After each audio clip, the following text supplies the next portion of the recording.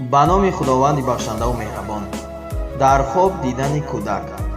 дар таъбири хоб дидани кӯдак вобаста ба ҳолати кӯдак ва вазъияти хобин маъноҳои гуногун доранд. таъбирҳо қатъӣ нестанд ва танҳо эҳтимол мебошанд. кӯдаки зебо ва хандон муждаи хайр, шодӣ, ризқ ва осон шудани корҳо мебошад. кӯдаки навзод оғози марҳилаи нав, имконият ё масъулияти нав.